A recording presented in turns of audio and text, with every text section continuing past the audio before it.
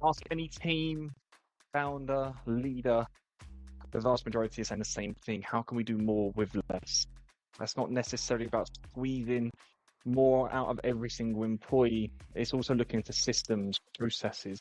It's asking the big questions of, are we intentionally or unintentionally spending in areas that we don't need to? And this brilliant conversation with somebody who has lived and breathed recruitment in high scale environments, some of the biggest companies in the world, but also in early stage companies, we take a look at that very topic. Are we indeed able to do more with less? Here is a little bit what you've come up with this truly, truly brilliant conversation. So I call it the 4 legs of the stool. So whenever it comes down to workforce planning, headcount planning, and trying to make sure that we're going to hit our revenue targets and we're going to execute on our roadmap, talent is the number one priority. If that's true, which I would argue it is true, then you need to have recruiting in those meetings every week. Recruiting should actually be the one to bring everyone together. HR, finance, and the operating teams. So those 4 legs of the stool keep the stool from wobbling and making sure that they're all connected.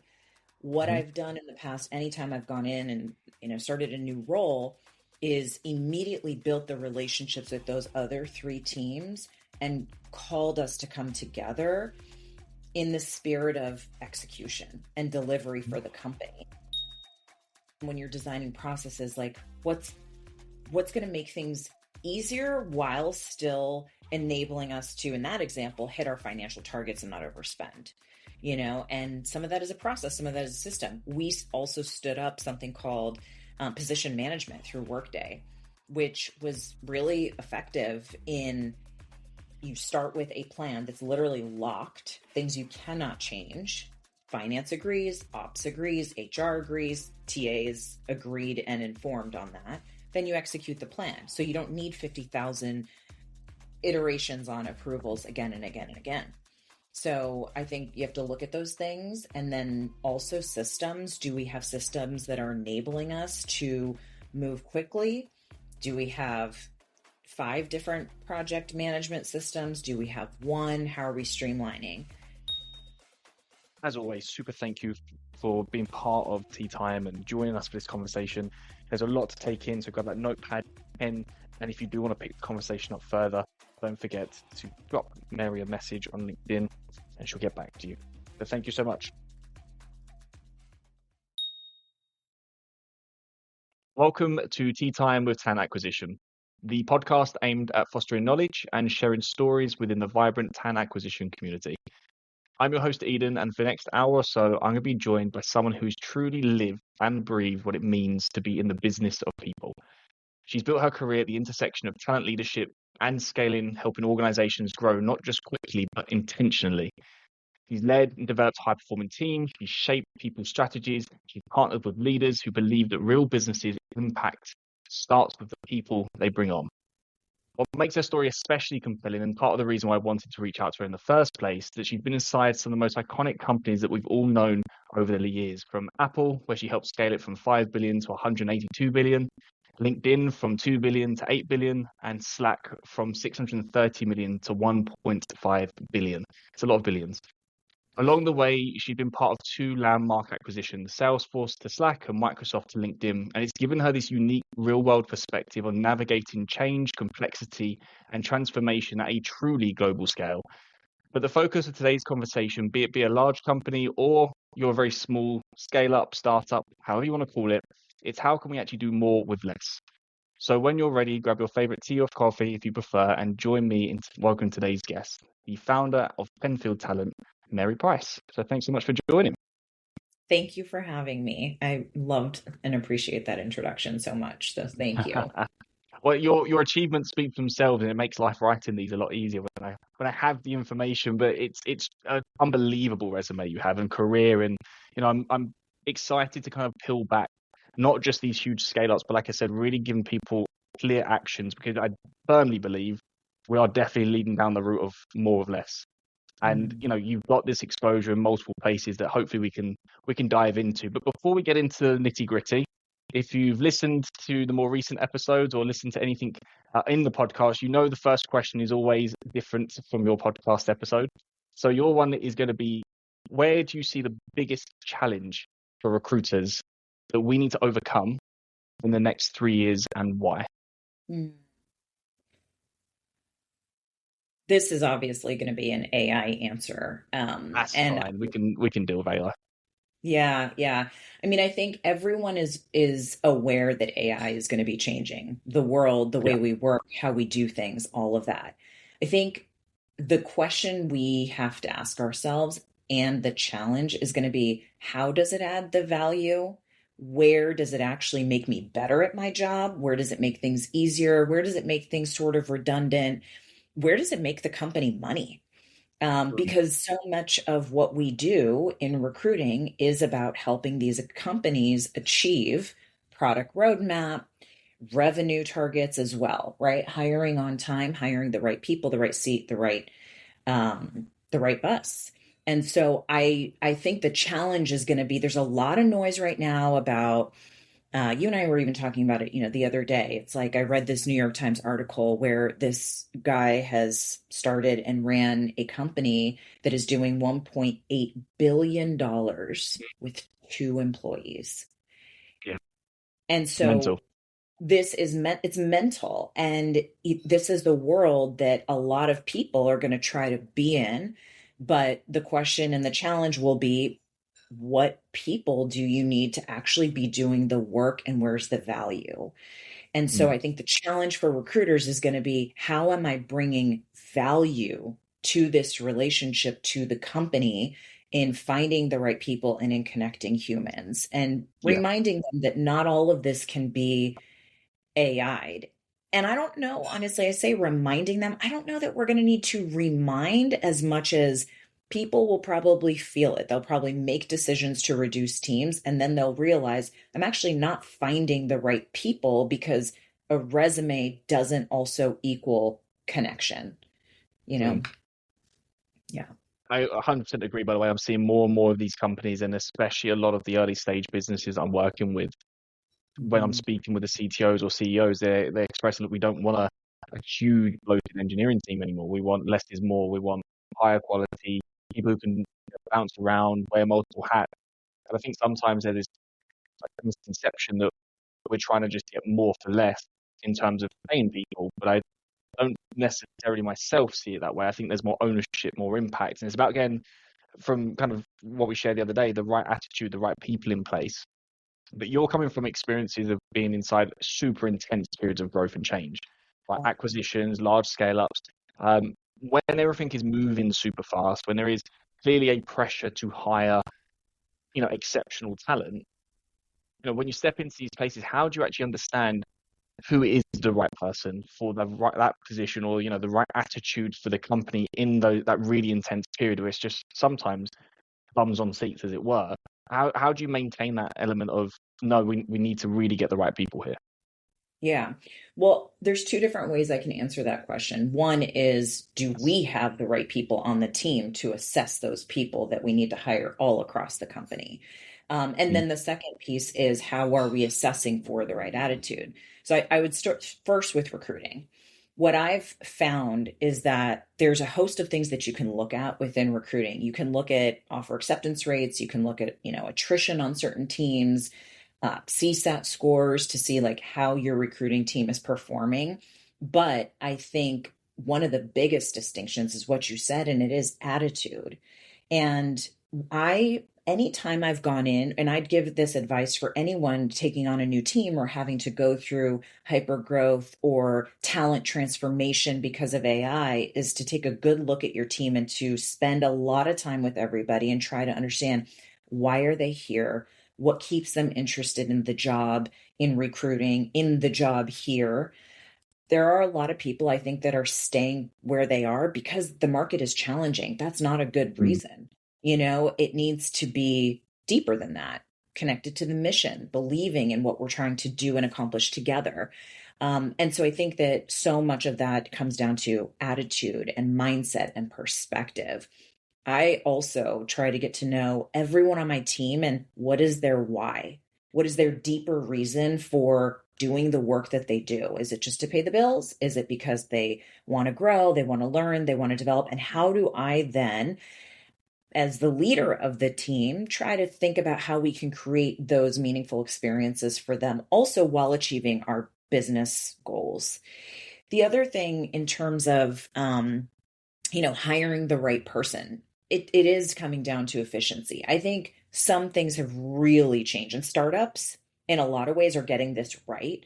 They don't have these deep pockets and these crazy budgets to just hire unlimited amounts of people. And many companies aren't doing that anyway. You look at Oracle layoffs, you look at what happened with Block and Meta and all of these companies. And when they're hiring, I think what's really different and what I've seen to be very helpful is to really start with what is the work to be done? A very simple question that so many people overlook. They get bombarded with, oh my gosh, we just need headcount. Let's just throw bodies at the problem.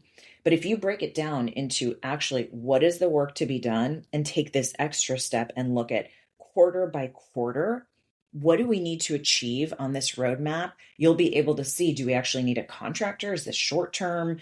Is this long term? Is this actually an FTE?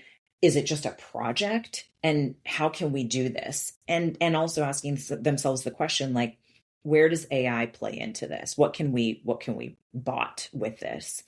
The other thing is that when you do get to that point of deciding, hey, yeah, we do need to hire someone, I think it doesn't benefit anyone from sugarcoating the situation. What I've found is that it's best to be direct and honest.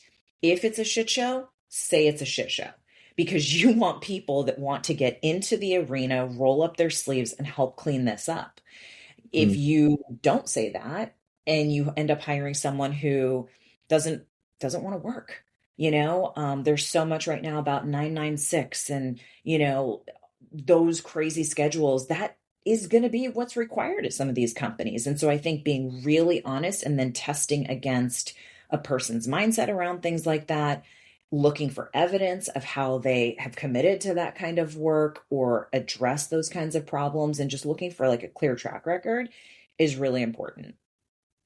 By the way, I smiled when you was talking about the brutal honesty, because I think that is our job, as the gatekeepers to the hiring managers in talent, is to be transparent about really what's going on, why we're hiring, what the problems really are. I actually had a customer of mine that he didn't want me to share the hours. They do not 996 intense, they do intense for Berlin, shall we say.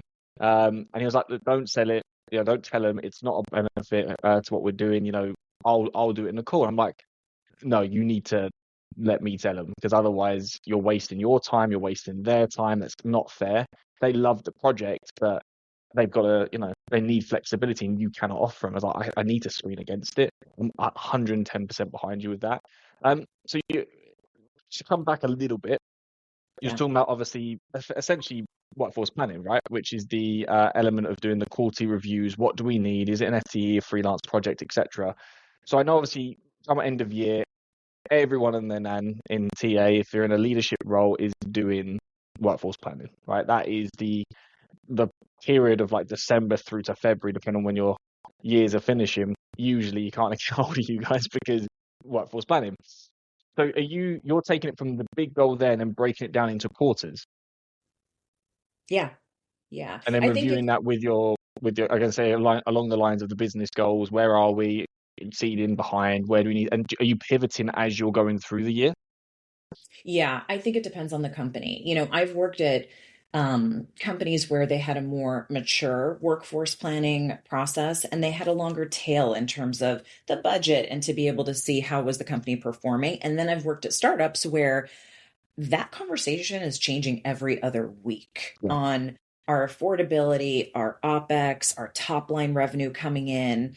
And you're staying so much more dialed in because the margins are that much smaller. You don't have huge room for error, so the margin of error is tighter. Here's what I've found though, and I'm actually going to be posting an article about this today on my newsletter, but for workforce planning, you really need to take a good look at your system. And if it is just finance and recruiting, you have missed two very important teams that need to also be involved in that conversation. So I call it the four legs of the stool. So whenever it comes down to workforce planning, headcount planning and trying to make sure that we're going to hit our revenue targets and we're going to execute on our roadmap, talent is the number one priority. If that's true, which I would argue it is true, then you need to have recruiting in those meetings every week. Recruiting should actually be the one to bring everyone together.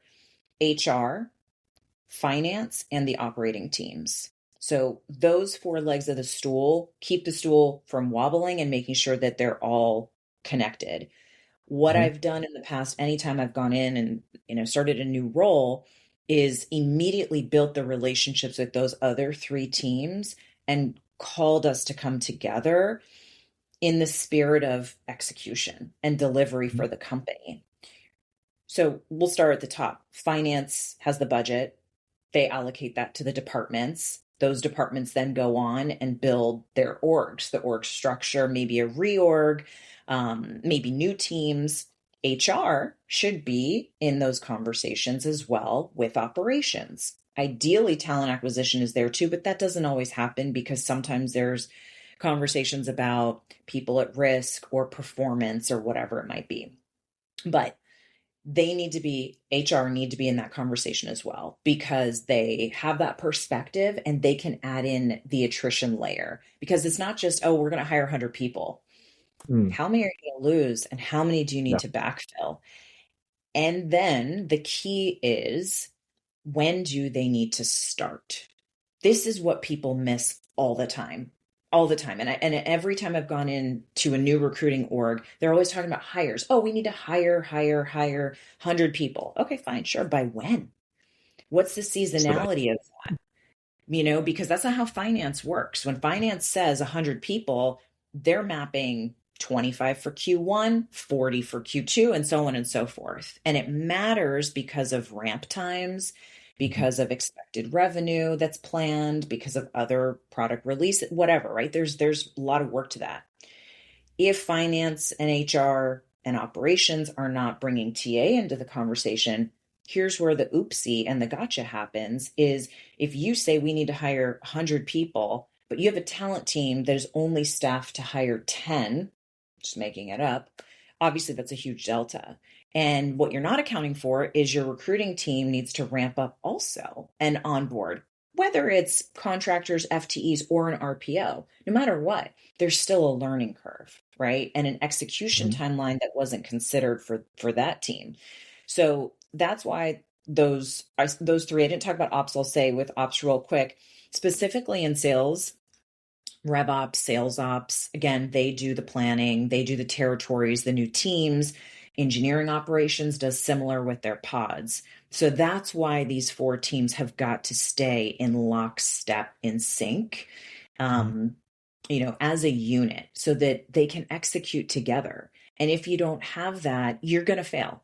100% of the time you're going to fail and you're going to say, well, recruiting didn't do it. That's not exactly true. Everyone owns a part of the partnership together so that we can execute. I guess having the right leaders in place in those departments helps bring the entire org on the same playing field. We know what we're going after. I guess that's why we talk about the attitude as well. If you've got a blame culture where TA didn't do it or HR didn't do it, there's things that are going to naturally fall down over time because of that. But have you got an example? I'm curious. You can name companies if you want. It's entirely up to you. Have you got an example where this has just gone horrendous? Like you've gone in and you've got all the best intentions. Yeah, I'm putting you on the spot here. You've got all the best intentions and it's just met with stonewall or, whatever the case is. I do. I do. I would say you're prepared to say. It's maybe yeah, a different question. Well, let me put it this way. Every company I've worked for, it's gone the wrong way at some point. But I think that's because something got dropped. Someone underestimated the importance of their leg in the stool or someone else's. And so it happens. Even, I'll say this, when I was at Slack, I think this was done the best. We had a very close partnership with HR. We were constantly in communication with rev ops and sales ops. We all trusted each other, and we had to, because we were doing, 133% growth year over year, more than doubling the team. So we knew that was critical to execute, and we did it. We had our first, $100 million quarter. It was amazing.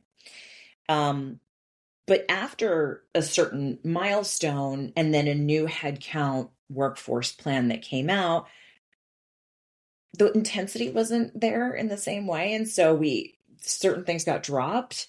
There were certain misses in terms of like the headcount plan and clarity on our targets and our forecasting motion. And so you can have the flywheel going, but if you don't maintain it, then things can happen.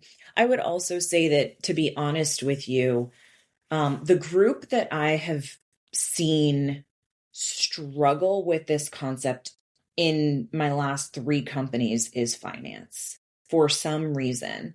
And their job is math. And I'm not I was saying going I to don't. say, surely they'll be the ones that would want to know where, as much as you can, where things are coming into place. And this isn't a blame game to anyone who's just stumbled upon this from finance by any means. Don't start hating Yeah. on us. But Yeah. surely that would seem like they're the ones who are probably trying to fight the good fight and get this going as much as anyone else. Yeah, you'd be surprised. I think what I've found is just a general sort of myopic focus on like OpEx and top line, and not actually considering the whole system.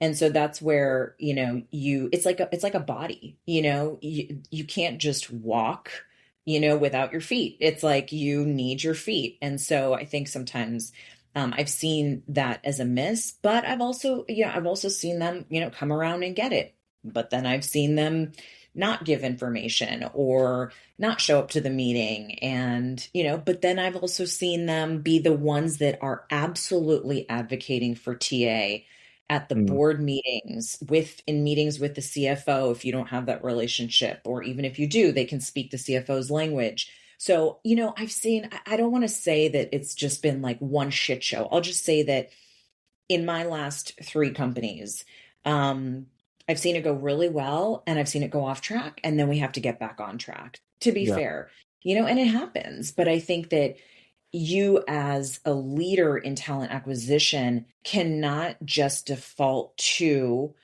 HR being the workforce planning experts. You're going to get really stuck if you're not in those conversations, and if you're not driving the conversation on the timeline, the math, the impact. We own our numbers. We should be the experts. And if you're not positioning yourself in that way and equipping yourself with the information, you're going to get disrespected. Also, to be honest with you, that's not business leader mindset.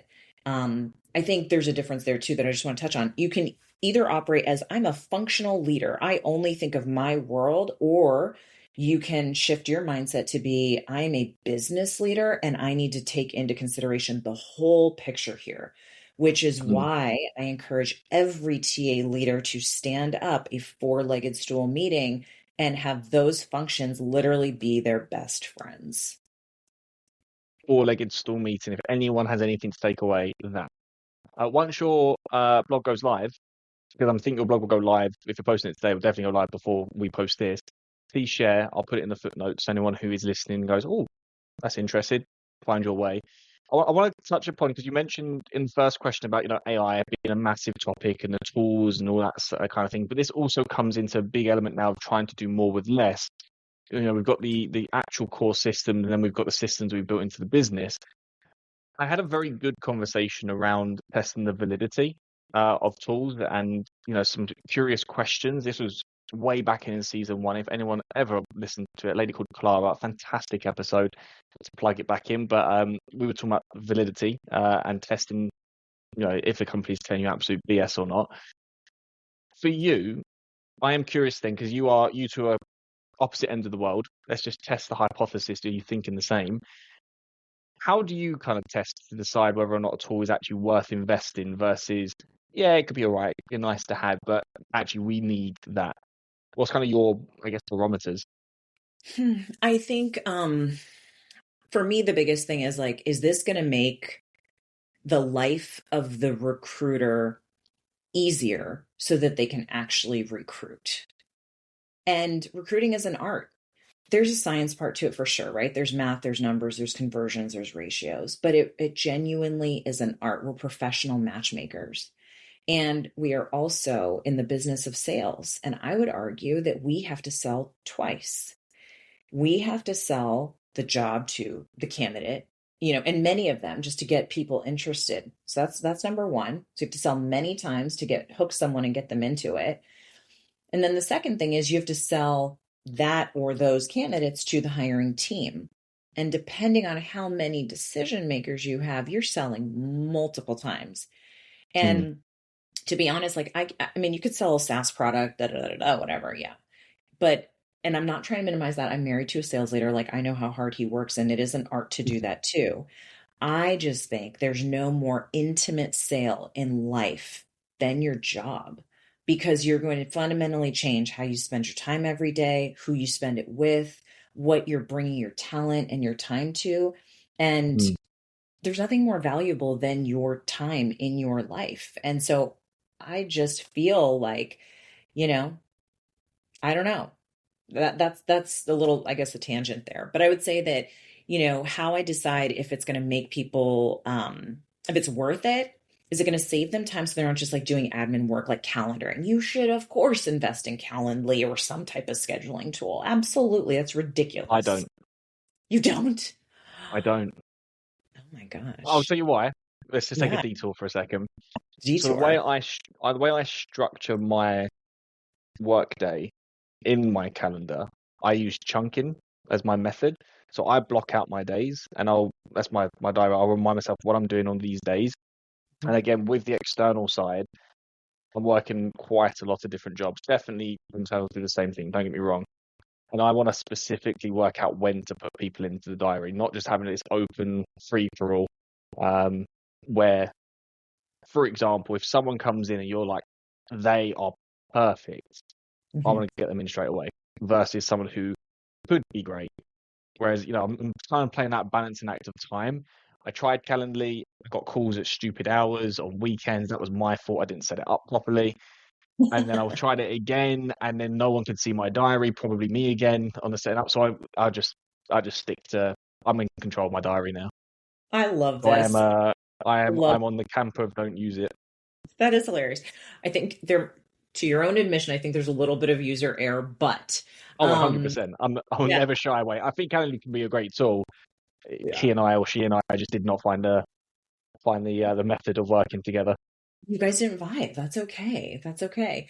I mean, I think that it's stuff like that though, right? Like recruiters are playing calendar Tetris with hiring managers, hiring teams. So anything to give them a lift so it works and it actually makes their life easier, I'm down to do. Or if it gives a level of data and insights that make them more strategic, more apt to absolutely like actually be able to advise, access to the best candidates, things like that. I mean, I could name tools for sure, but the first sort of price of admission for me is how does this make my recruiter's life easier and eliminate a level of administrative burden that just gets in the way. I want them talking to people. I want them using their gut. I want them, building relationships with their hiring managers and candidates, and then, using that instinct to make the right decisions. And if there's a tool that gets rid of all the other noise, then I'm usually interested in at least learning about it. With the AI tools, I would say I'm more skeptical. I think everyone should be, and that doesn't mean I'm against them. It just means I don't believe AI should be at the center of decision making or judgment when it comes to people in jobs. I think that, again, it's a very personal connection. Number one, sure, I think there's a ton of AI tools that are about like skills assessment. That's great. That's fine. But the reality is, and Eden, you know this, it's like you want to work with people that you have trust with, that you vibe with, and I'm not talking about like getting a cocktail. I'm just saying like I believe we will accomplish great things together, right? Yeah. I have heard people say, "Oh, I want to get a beer with them." I know that they probably mean like I would trust them, and I think that, we could accomplish great things together, but I don't think a tool is going to be able to tell me, well, we've scoured the World Wide Web and we found these three people and you should offer one of them. Like, no one's going to do that. I mean, if you are, good luck. But at the end of the day, There we're are working, you know. absolutely companies doing this, and that scares me a little bit. Shall we get to the nitty gritty of AI and that side? So 90% of my work is like companies up to 10 people. So Mhm. working with the founders, and they're always saying, "Look, we've got this AI tool." I'm like, cool, great, I'll work alongside it. I don't mind. But I'll send you profiles that you have to trust me when I say speak to them because I've spoken to them. The CV is crap. A prime example is actually there's a guy I spoke to this morning who he's a CEO, hands-on co-founder on the ops side and 50% on tech side. CV is diabolical. He hasn't had to write it for 2 years, but he's got an amazing background. And I'm speaking to the CTO of the company he's applying to. I'm like, trust me, you're gonna love him. If I send you a CV, you're gonna reject it. Like the AI will absolutely have missed that profile because he doesn't have buzzwords. He doesn't have anything, and his title is CEO. And it's like you have to kind of read between the lines, and that's the part of AI where I'm super skeptical because it's the art of recruitment is finding people, and then the science behind it, in my opinion, is making that judgment of based on what I know, based on what I see, based on the information I have about that company, their tech stack in my world, are you a good potential match? And AI, I'm yet to find a platform that I trust to use consistently. I've tried or dabbled a few of them. Juicebox was okay. I know a few other companies have done pretty well off the back of it, Mhm. but I'm in the camp of skepticism still. But I also am mindful. We've got companies in your position, that you've worked with that obviously have big budgets. Mostly, I imagine. You can look at these tools, you can make that decision, and maybe the pounds and dollars and euros aren't as strict as what you'd have in a smaller company. So if companies don't necessarily have budgets for your greenhouse, your Ashby, your juice box, your LinkedIn recruiter, how can they still build like these effective systems that are going to allow them to do more with less when they don't have tens of thousands at their disposal straight away? Yeah. Um, I think there's a few things, and I just want to go back real quick and touch on what you just said too about the tools and where people are maybe over indexing on decision making. The art of recruiting is in just what you said. It's in the relationship and it's the art of human connection. And I think many people, I'd put myself in this camp, I'd put you in this camp, over the last 6 years with COVID and everything it did to create like a distributed workforce, has created an environment where you need to have built a skill to pick up on the tangibles and the intangibles, the things that are said and the things that are unsaid. And only a human can do that. It's the twitch in the eye, it's the scratch on the nose, it's the shift in the seat. Those are all telltale signs of, truth, how someone feels, and when you're speaking with a candidate or with a hiring manager, you're going to be able to tell, is this going to be a good match? Skills aside, is this going to be a good match? Will they vibe? And that matters, right? No one works. You think about in life, some of the best teams, Jonathan Ive and Steve Jobs, they trusted each other. I could go on and on. Yeah. So I would say that I experienced this in the last two companies where I was working for proper startup. So at Abnormal, we were 500, we scaled to about 650, and then back down by the time that I left. That was the beginning, I think, of what we all saw as efficiency times. Mhm. And then when I joined OneTrust, there were a series of contractions and efficiency calls. Do we have the right people, the right seat in the right bus? And we don't have the budgets. And so the CFO had a philosophy around zero-based budgeting, which basically meant you're not getting more money. So you're Right. either going to get less or you're going to stay where you are. So I fully relate and fully understand. And I would say if you're in that situation, here's how I thought about it, and here's what worked for us. And we developed a killer team that produced a different level of recruiting enablement, performance, partnership, new programming, efficiency gains, and decrease things like time to fill and increase things like offer acceptance rates. And I would say that, actually happily say that I think the number one thing again goes back to, do you have the right people? Mhm. When I first took over the team at OneTrust, the model of the team was strange to me because there was a head of America, then there was a head of international. But when I looked at the situation and I said, well, who's accountable to executing here? There was no one throat to choke.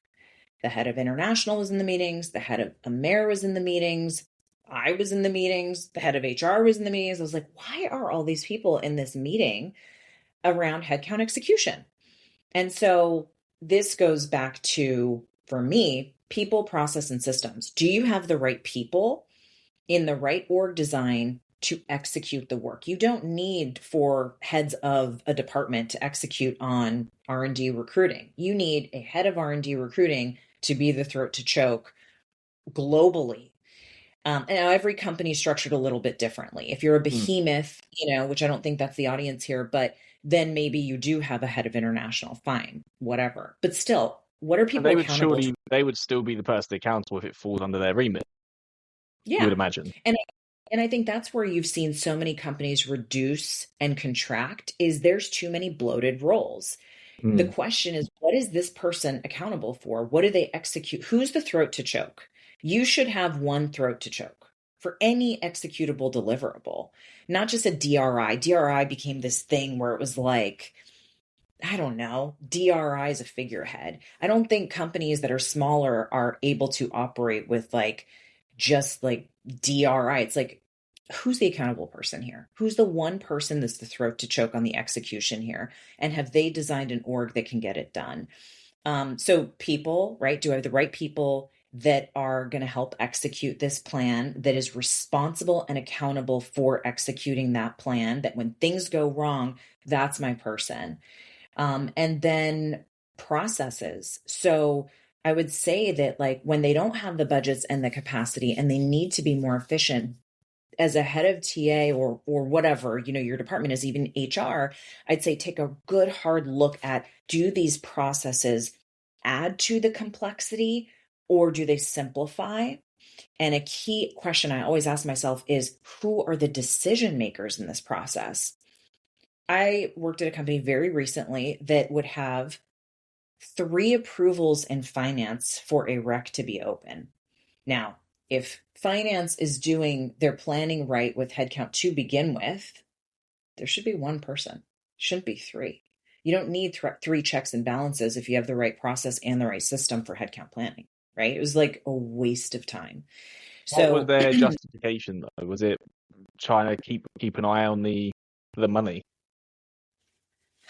they didn't have a good reason, to be honest. Uh, It with was ego. like the department, the person in the department, then the SVP, then the CFO. I think the CFO had a little bit of agita, just given the fact that prior the company was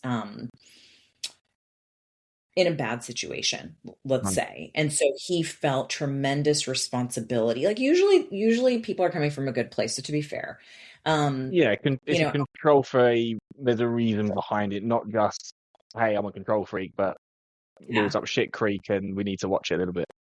Yeah. And I think that's also where there's the opportunity to build trust. So we were able to do that and eliminate at least one of those approvals. So we went from 3 to 2, which I took as a win. I was like, okay, whatever. It's a huge. But I think that you have to just get curious in that example about well, what are they trying to solve? Yeah.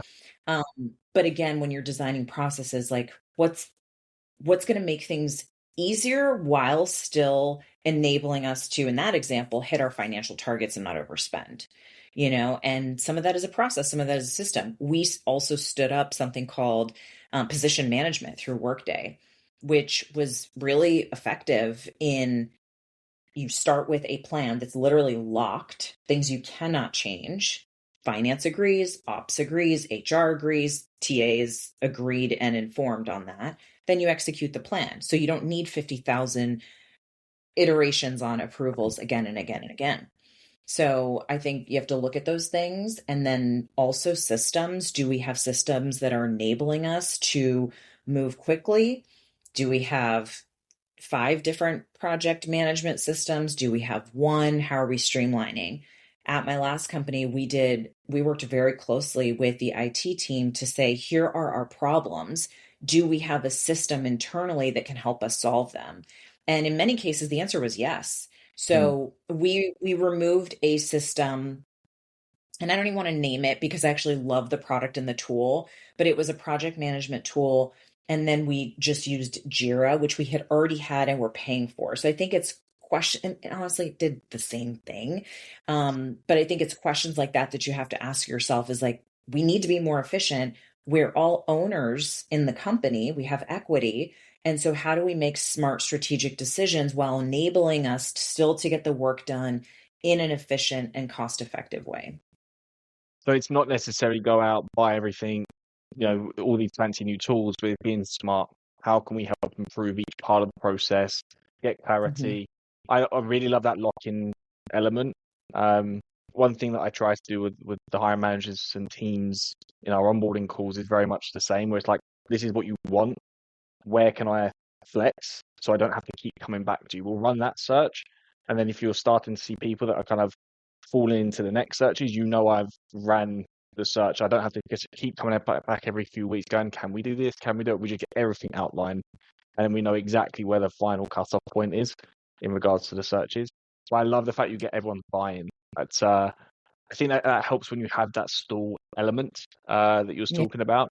If you've got everyone kind of fully aligned to that and everyone signs off on that, then as a recruitment function, you know exactly where you stand. And that's we can deal with that. I think at recruitment in general, there's a lot of we think people want this, we think they want that, but we're never inside their heads. But if you can get people to almost sign it away and go, no, you've got it right, that's what I want, job done. You've got an actual clear requirement. I'm curious, right? So people listening won't necessarily be in a leadership capacity. Some will, some won't be. But as you say, we're all business owners. Yes, you had equity. Not everybody had the opportunity for that in some of the other teams that listen. But we are still, in theory, part of the company. So what is the number one thing that you would recommend? Anyone who's listening, there's a lot to take in. But once they've put the podcast down, the one thing you would recommend that they can do, try, implement to help move the needle forward, what would that be? Well, I guess I'd ask a clarifying question on that, if you don't mind. Always You a know, recruiter. it's, yeah, always a recruiter. Move the needle forward on what? Doing more with less. Doing more with less. I think it's important, no matter your role, no matter your title, no matter your scope, to have a mindset of acting like an owner. And that is something that was well ingrained in me during my time at Apple and at LinkedIn, where we also had agency to make some decisions and be accountable for our decisions to do what was right for the company. And this notion of a mindset of company, team, self. So we focus on making decisions on what's best for the company, then what's best for our team, and ourself is last, because we exist here together as a team to help this company be successful. And so I think when you take that mindset, and if that mindset is, the walk is being walked through all the leaders, it's not just talk on the walls, because I've seen that too. Yeah. I didn't see that at LinkedIn. I feel like they were probably one of the best companies ever about like really living the values. You then empower people to do what's right, even when no one's watching, because that's just what's expected behavior. And I think if you have that mindset, you're able to see something that is broken and not working and go fix it. You don't need your manager to always give you approval to do something. just do it. If it's the right thing to do it and show them that you solved a problem and show them how you saved either time or money or improved, efficiency, or your way of, getting whatever it is that you do done. I think that that Mm. is really important. And that's what people are looking for right now. That's this whole thing with AI. People are just looking for a way to do things better and more with less. And so be that person that does that. And you're not going to necessarily design yourself out of a job. You're in fact probably going to give yourself job security because you've demonstrated value in how you think about company team self. I love that. I might steal it. I'll Steal credit it. you. I love that. I I think, yeah, fair. I mean, sorry, Apple or LinkedIn, whoever had that as the element, but yeah, I mean, you've absolutely nailed it. I mean, that is exactly what everyone's looking for. It's not who's the best salesperson, the best engineers, who's going to really help the company when shit hits the fan. Are you going to run for a brick wall for us? Are you going to help rebuild that wall after? That's the things that teams are looking for. Mary, I really appreciate you taking the time and sharing, the experience and some of the stories you've got with us. If someone wants to pick this up a little bit further, pick your brain a little bit more, where is the best place that they can find you? They can find me on LinkedIn. I am really committed to connecting with people and responding. So feel free to send me a DM, reach out. Yeah, and I'd love to be able to help and offer any perspective that I can. And thank you for Perfect. having me. This was so fun. I always love when we get to talk. No, I appreciate that. Thank you so much and enjoy the rest of your day. Thank you.